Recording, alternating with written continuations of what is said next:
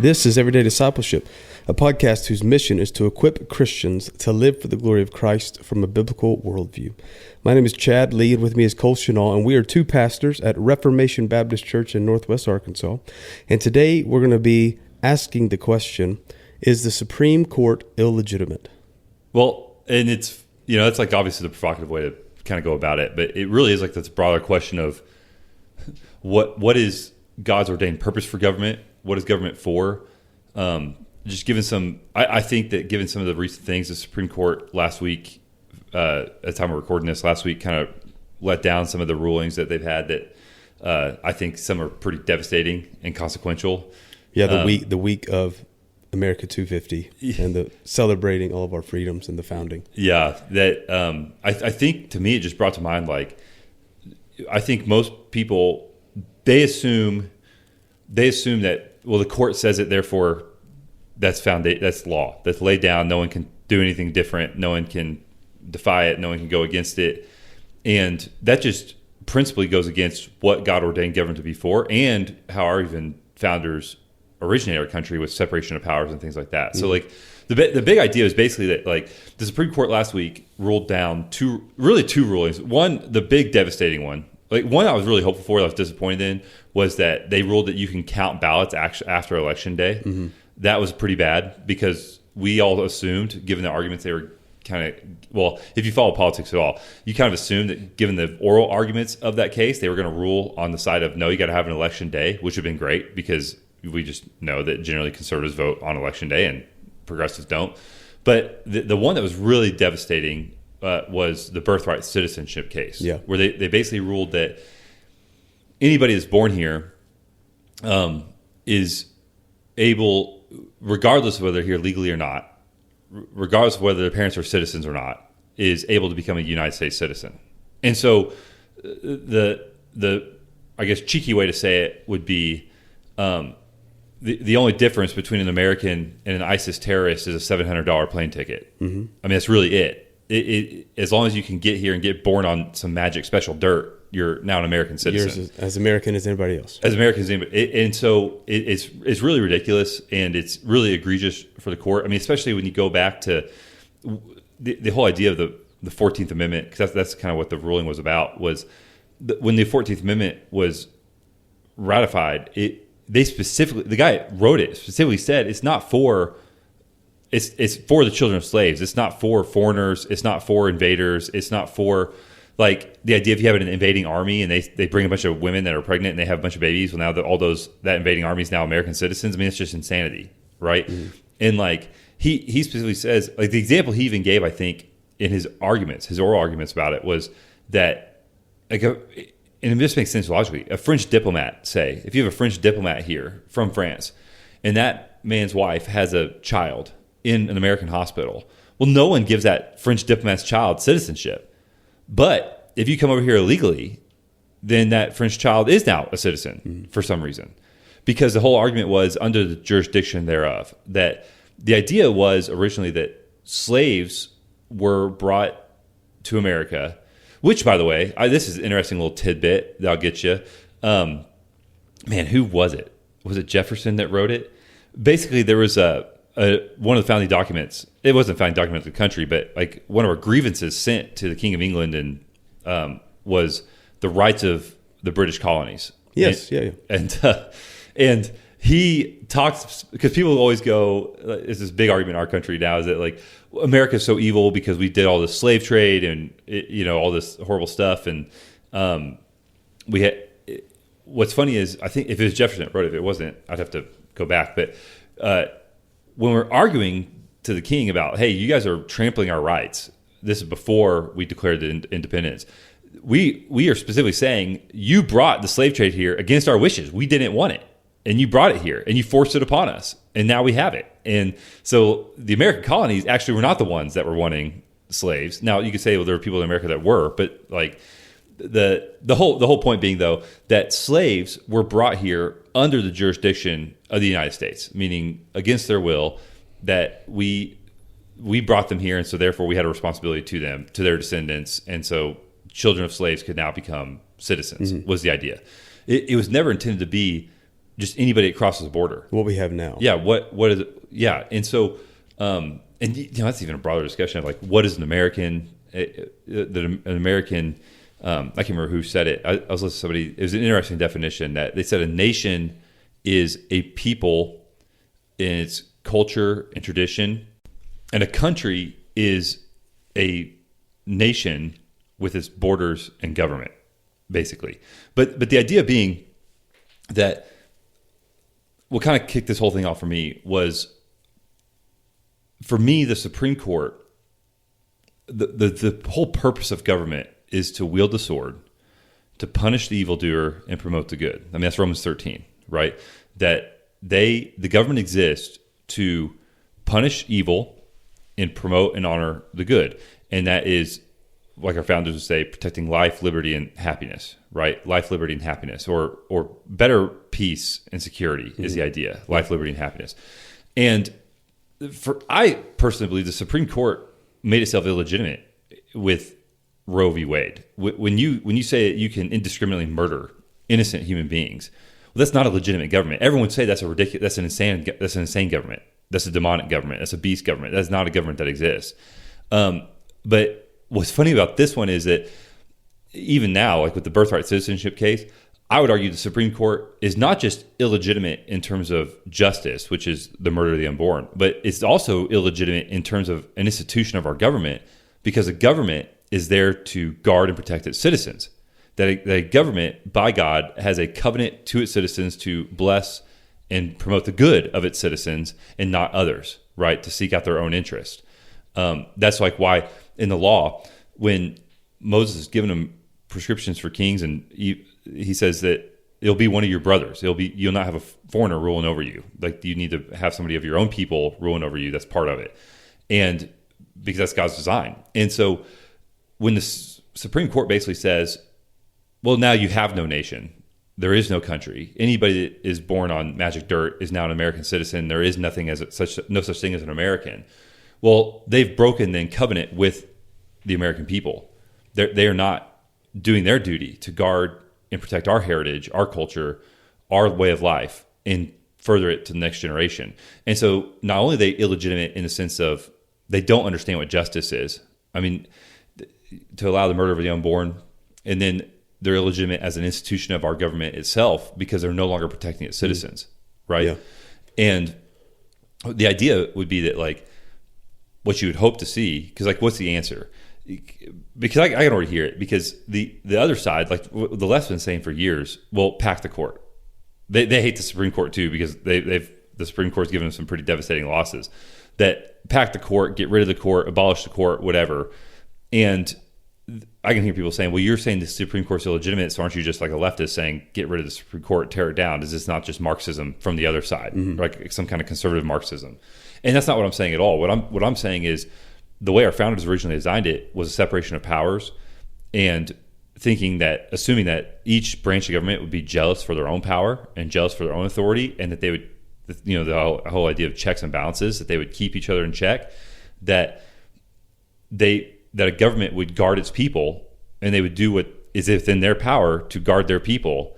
And if one of the branches overstepped their bounds, the other branches would basically wheel them back. Yeah, so you would say this is an example of the judicial branch, Supreme Court, having too much power.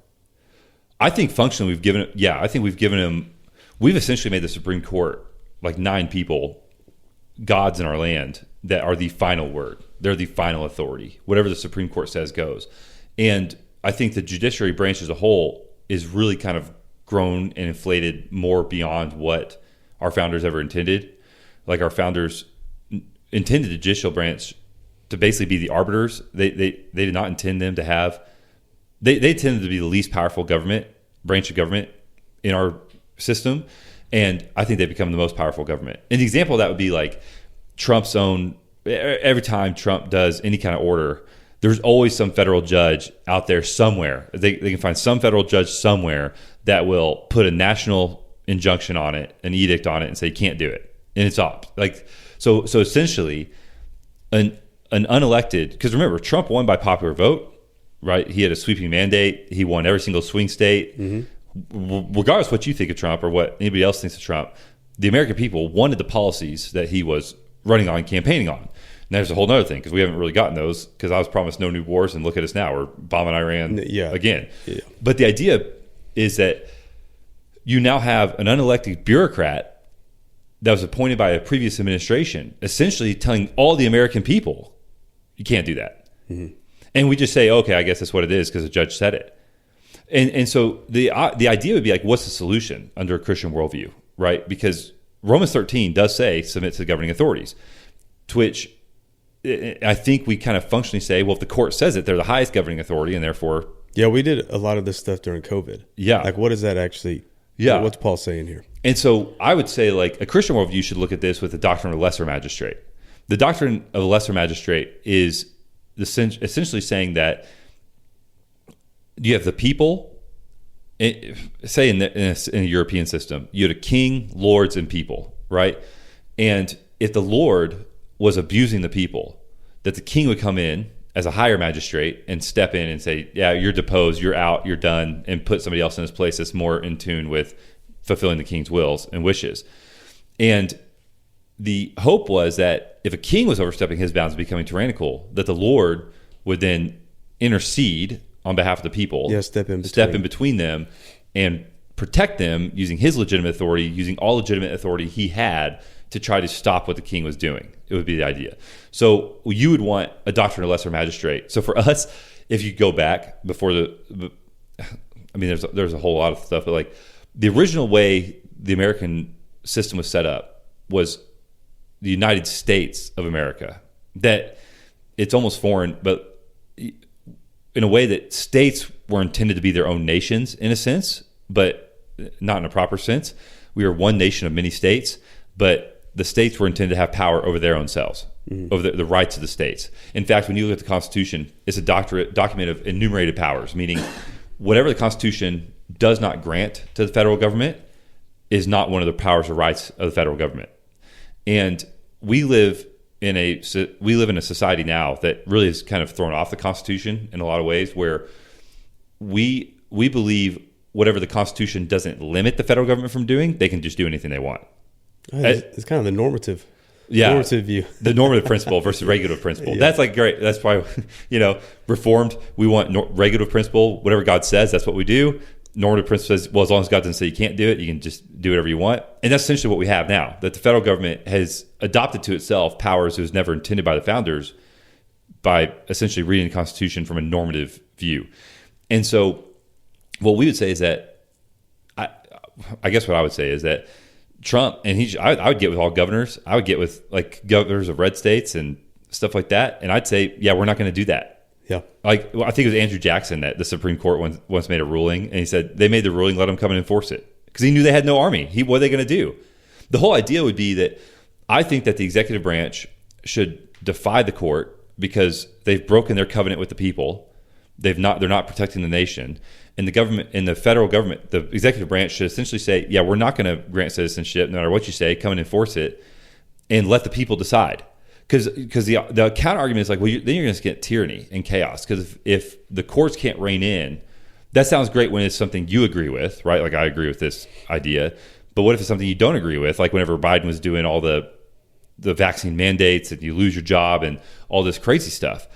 Well, the answer to that would be because one is actually tyrannical and one was upholding justice and good. One was actually trying to preserve rights, liberty, and happiness, and the other one was trying to destroy rights, liberty, and happiness. Yeah, I mean, this is the Proverbs, right? There's an evil path and a good path. I mean, the lie, the wicked will say their way is right and good. The ones that are righteous say like, no, we actually have truth here. Like there's absolutely a battle there. Well, and what you want is you want your lesser magistrate, whoever that is, to protect you from tyrannical government. And so then you let the people decide. Because say the executive branch defies it and says, yeah, we're not going to do that. We're just going to do whatever we want, and we're not going to listen on the birthright citizenship thing. And then they overwhelmingly get voted in again. Well, the people have spoken what we want, right? Versus we live in a democratic system, democratic republic. You can oust them, get rid of them, and then you can go back to those laws and follow those laws. And now the risk for the lesser magistrate is obviously if you're on the wrong side of the fence. To go back to our founders, they all knew when they signed the Declaration of Independence, they were either going to win or they were signing their death warrant. They were all going to die or they were all going to win. That's how it was. That they were putting their names to it, and that's kind of the risk you run, but it's that price of freedom, that value of freedom, that value of what you're wanting. And so, because you would love for Congress to step in and do something, but Congress isn't apt. They can't even pass a budget, right? Like, we don't have men of courage that can stand up and do the right thing. No. Well, the SAVE Act is a great example of that. Well, the SAVE Act, there's actually a correlation there, because you can say, well, this is what the court says. But you obviously know what the people say. When the people overwhelmingly say we want only citizens voting in American elections, what do you think they're going to think? What do you think majority of the people think on the birthright citizenship issue? They're hand in hand. Yeah. But the idea would be, I think a lot of Christians don't understand what is government for. Now, we already said to promote evil in the honor, or to not promote evil, to punish evil and honor the good.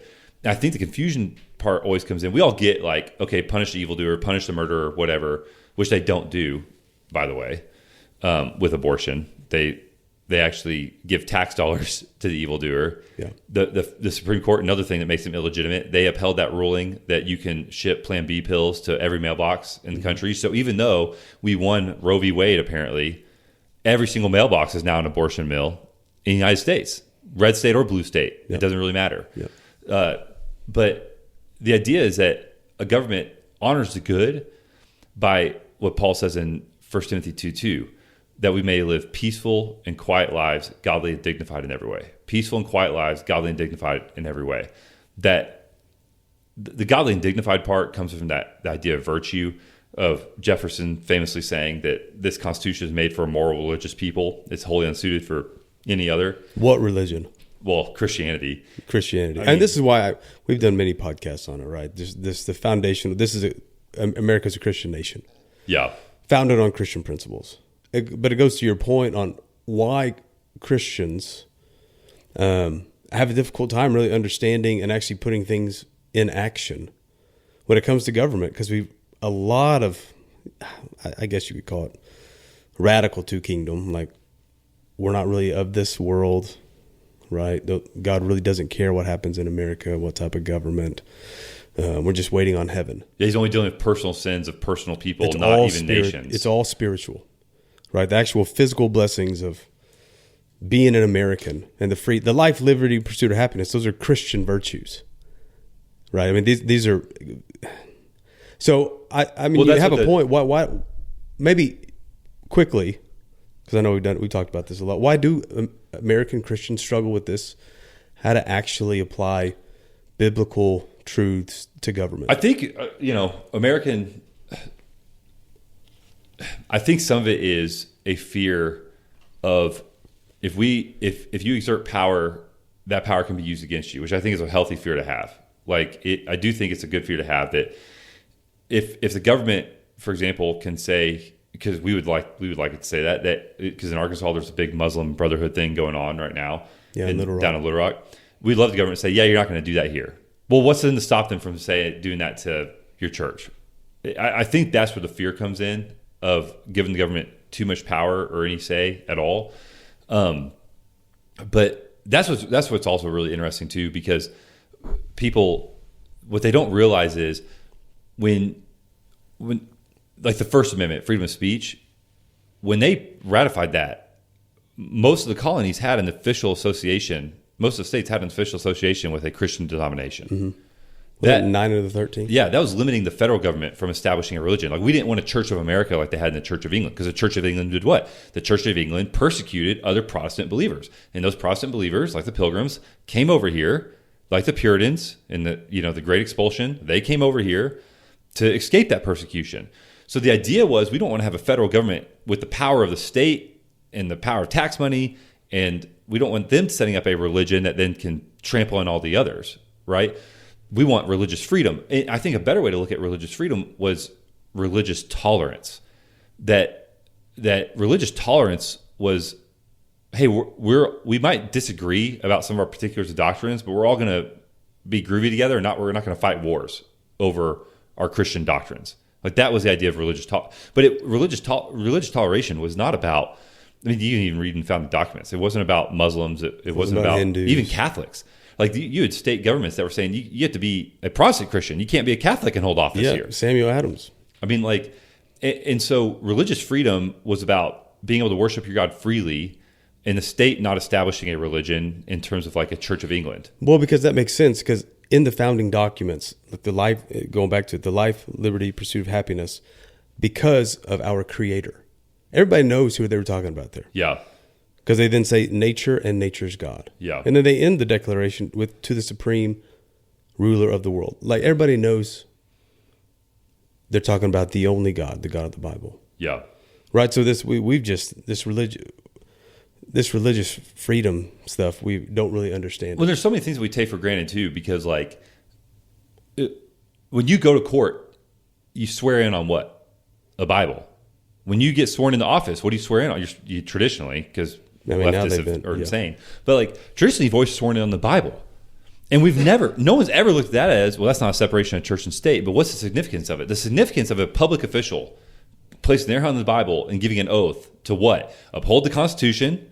This is that covenant stuff I'm talking about. Mm-hmm. When they make an oath, which judges make an oath, every congressman makes an oath, every senator makes an oath, president makes an oath, they give an oath to uphold the Constitution and protect the people. They're making a covenant with the people, and they're doing so with their hand on the Bible to say what? They're under Almighty God as His servant, and they will be judged accordingly. Yep. That's what Romans 13 says. Romans 13 says no authority comes except from God. That the civil magistrate is God's servant or God's deacon. So when you start saying that like separation of church and state, and what people mean by that is government should have nothing to do with religion. But that's not true at all. You can't separate it. Listen, I'm telling you what, if I'm president, you better believe I know I'm going to answer to God. Yeah. And it doesn't matter if you believe in that God or not, because Nebuchadnezzar obviously didn't believe in that God, and God judged him pretty heavily. Yeah. Nebuchadnezzar was not a believer before that.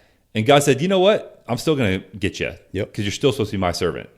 And so I think the idea is that like we've been so brainwashed by our culture and so afraid to acknowledge the fact that we're a Christian nation built on Christian laws. I mean, like our money says, in God we trust.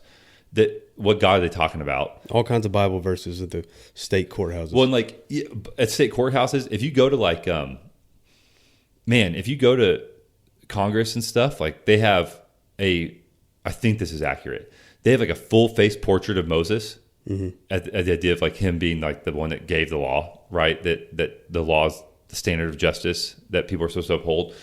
And so like the idea would be that what you want is, I guess the argument I'm trying to make in this podcast is I want Christians to have a biblical understanding of what government is. That government is there in covenant with the people, to promote peaceful and quiet life, godly and dignified in every way, to guard its citizens, to say that like our government needs to, again, remember to represent the people, to serve the people, that the authorities are given authority for the good and blessing of the people, not for themselves, not to enrich themselves. And that we don't have a government right now that is functioning for the good of the people is covenanted to, because we've divorced this idea of God over the government, this idea of justice and what true justice is. Because when you get man's justice, I'll just put it like this: man's justice in a globalist worldview, it makes total sense what they did with the 14th Amendment. Because every man's our brother, every single person on earth is our brother. We should want good for every single person, which I do. But there's a difference between that and your citizen, right? Yeah. And your role as a magistrate for them. But when you have this globalist view, their idea of justice is, well, we can't do anything that is unfair or unjust to any person. But if you have a biblical standard of justice, where you have to understand that you're accountable to God and you're in covenant with your citizens, you now have to rule for their good and their benefit and their blessing, and do some things that are uncomfortable or maybe that people won't like, because it's the right thing to do. Well, yeah, you're prioritizing a certain people, which de facto means you're not prioritizing others. When it comes to illegal immigration, we've seen this in the welfare state. Somebody comes over and they get houses and benefits that regular citizens don't get and honestly don't want, right? This is the American work ethic. Like, we want to work for things. We don't want it. Well, we don't want handouts. That's the problem with our country right now, is because we absolutely do want handouts, which is why no one wins an election running on smaller budget, get rid of the debt, balance the budget. No one's winning that. Why? Because we are all too addicted to our stuff. Like you need, without, this is that whole idea that we always talk about. Like, without God, without a Christian morality, without a predominant amount of the people being born again with regenerate hearts and accountable to him, you will not ever get a government. Like how our government functions right now is promise free handouts. People want free handouts, so they vote for the free handouts. And it's a vicious cycle that whoever promises the most free stuff gets in. And so you lose this idea of justice, and you lose this idea of godly and dignified, having a dignified life, not living off the government, not living off of welfare programs, right? And saying, like, you need a noble people that say, we don't want the government to take care of us. We want our freedom. Because by saying, well, we want the government to take care of us, that opens the door for the government to tax you more and to pay for those programs. And we see all the fraud and everything like that. You know what I mean? Yeah. Like you can't import. This is why different cultures don't assimilate. This is why both ways, right? You import Minneapolis, all the Somalis that have come in. Like they blatantly commit fraud. They blatantly say, we are sending our money back to Somalia. They vote in their own representatives on things. It doesn't work because they're coming from a different worldview. I think we did an episode on that recently, that Western civilization is built on Christianity in that idea of that dignified life. Same way, when we go into Afghanistan, Iraq, you can't just import democracy to some other country. No. It doesn't work. Why? Because there are biblical principles, there's worldview principles that you have to build on it, which is what? Every man is endowed by the Creator with inalienable rights. And that men have a responsibility to live a virtuous life. And what does that virtue look like? And so I think like when you talk about the legitimacy of the government, this is not an argument for saying overthrow the government. It's actually an argument saying, no, we need to go back to the Constitution and our understanding of what the founders said, which was government is meant to serve the people. Mm-hmm. All of their grievances, like if you read the founders and some of their writings about stuff, like that Jefferson thing I was referencing earlier about the rights of the British colonies, their whole argument is that you are supposed to basically that there's British governors that are acting tyrannical towards us when they're supposed to serve in our interest for our good because we're citizens and we have rights and we're not allowed to be trampled on. Yeah. And like even the Declaration of Independence, like all this stuff isn't foreign. Like here's what it says: we hold these truths to be self-evident, that all men are created equal, that they're endowed by their Creator with certain unalienable rights. So Creator's obviously Almighty God. It's the Lord Jesus Christ. They aren't talking about anybody else. No.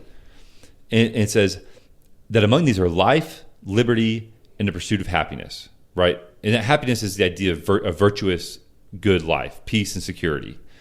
That to secure these rights, governments are instituted among men, deriving their just powers from the consent of the governed. So the idea being they serve the citizens, they serve their people. That whenever any form of government becomes destructive to these ends, it is the right of the people to alter or abolish it and to institute new government, laying its foundation on such principles and organizing its powers in such form as to them shall seem most likely to affect their safety and happiness. So this is the founders arguing to Britain. That's what the Declaration of Independence is. Basically, you're trampling our rights. It is our right, because we've been endowed by rights from the Creator. It's our right under God to put in a new form of government that's going to protect our rights. Because you got to remember, the American Revolution was arguing for Britain and the King to go back to their agreements that they had, to the charters that they had. They weren't exactly seeking to start a new nation. They started by saying, you need to treat us like the British citizens we are in the American colonies. Yeah, they labored for a long time to try and work it out without having to write a Declaration of Independence. And look at this. This is it's a Declaration of Independence again. But when a long train of abuses and usurpations, pursuing invariably the same object, evinces a design to reduce them to utter absolute despotism, so slavery, basically when the government is trampling over us, it is their right, the people's right, it is their duty to throw off such a government and to provide new guards for their future security. That I only quote that stuff to make reference to the fact that as a Christian nation, we are built on a principle that the government should serve the people's good, not themselves. They're not despots. They're not tyrants. They do not have authority unto themselves, that they are servants of God, under God, to serve the good of the people. And when you stop doing that, you're making yourself illegitimate as a government.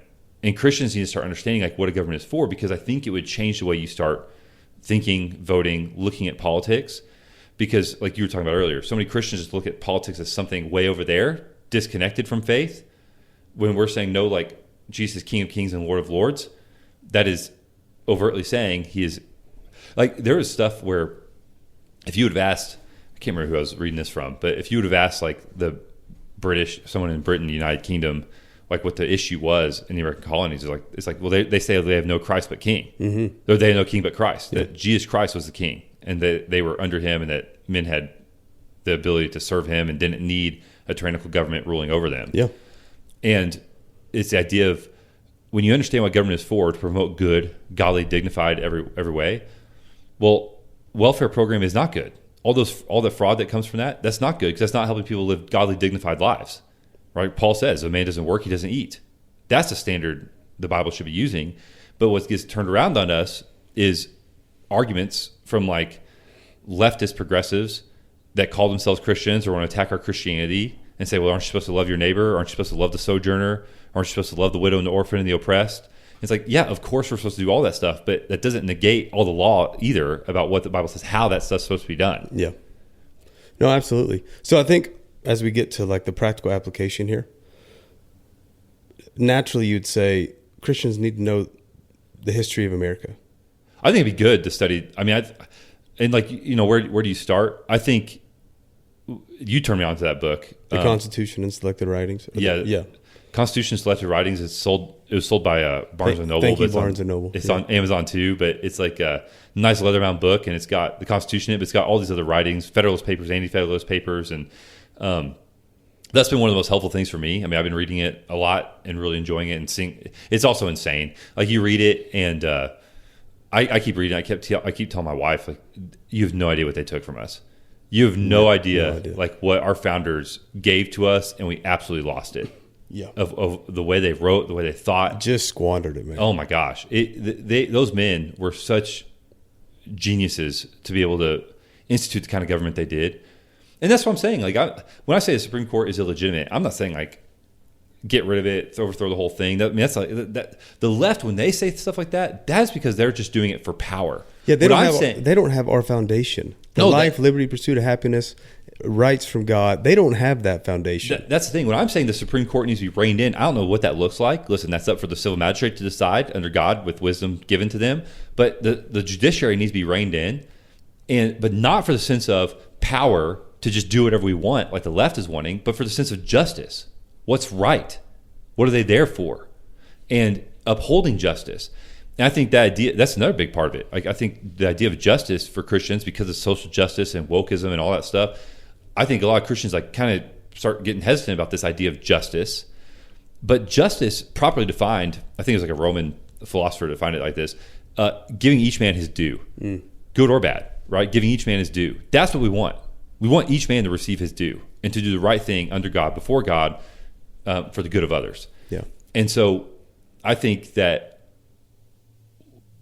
practically looking like studying the history of America, I think practically getting a good Christian political philosophy or political theology. I mean, I know I've done sermons on God over government where we went through Psalm 72 and we talked about that a lot. There's one of our favorite books. I think his name is Trawala, The Doctrine of the Lesser Magistrate. Yeah, Matthew Trawala. It's this Protestant heritage of Romans 13, and this idea of disobedience to tyrants is obedience to God, like that idea. Man, there's another good book that Founders had put out that, if I can remember, I think it's called King of Kings. Is that by Bard?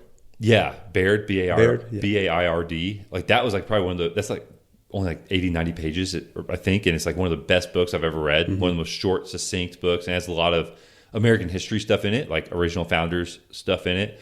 I don't know, man. I think for me, it's like when you read the founders and you read how they talk about God, when you read how they talk about their faith, when you read about what they believe government should be, it's that kind of stuff that these men were willing to die for freedom. Why was that? And I think you start seeing the great blessing that we have in our country and what God's given us in our country that was really rooted in, I mean, America, like it or not, was built on this idea of searching for religious freedom to worship God and to basically govern ourselves. And God has given us such a great blessing and gift that you want Christians to appreciate it so that they defend it. Mm-hmm. Yeah. So that they can answer some of these arguments of the culture and look at it and say, this is what God says, and this is what's right, this is what justice is, and not apologize for it, because we need to guard, defend what we have, or else we will lose it. Yeah. No, that's good. I mean, the popular sticker during the COVID madness was obey God, defy tyrants. Yeah. I think it's just encouraging Christians to know, well, why do we do that?